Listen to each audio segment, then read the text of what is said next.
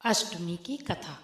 भगवान ने जब छठे वर्ष की आयु में प्रवेश किया तब एक दिन भगवान माता यशोदा से बोले, मैया अब हम बड़े हो गए हैं। मैया बोली, अच्छा लल्ला, अब तुम बड़े हो गए हो तो बताओ अब क्या करें। भगवान ने कहा, अब हम बछड़े चराने नहीं जाएंगे, अब हम गाय चराएंगे। मैया ने कहा, ठीक है, बाबा से पूछ लेना।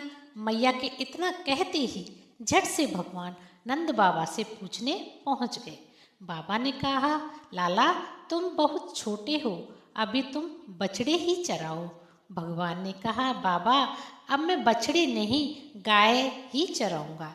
जब भगवान नहीं माने तब बाबा बोले, ठीक है लाला, तुम पंडित जी को बुला लाओ, वह गोचारण का मुहूर्त देखकर बता देंगे।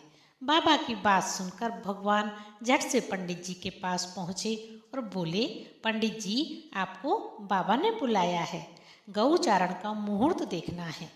आप आज ही मुहूर्त बता देना, मैं आपको बहुत सारा माखन दूंगा। पंडित जी नंद बाबा के पास पहुँचे और बार बार पंचांग देखकर गणना करने लगे। तब नंद बाबा ने पूछा, पंडित जी के बात है, आप बार बार क्या गिन रहे हैं। पंडित जी बोले, क्या बताएं नंद बाबा जी, केवल आज का ही मुहूर्त निकल रहा है, इसके बाद तो 1 वर्ष तक कोई मुहूर्त ही नहीं है। पंडित जी की बात सुनकर नंद बाबा ने भगवान को गौचारण की स्वीकृति दे दी। भगवान जो समय कोई कार्य करे वही शुभ मुहूर्त बन जाता है। उसी दिन भगवान ने गौचारण आरंभ किया और शुभ तिथि थी कार्तिक मास में शुक्ल पक्ष अष्टमी।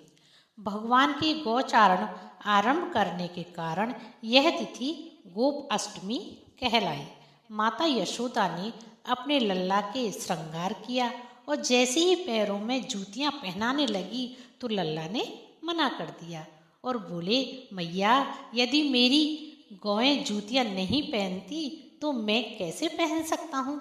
यदि पहना सकती हो तो उन सभी को भी जूतियां पहना दो।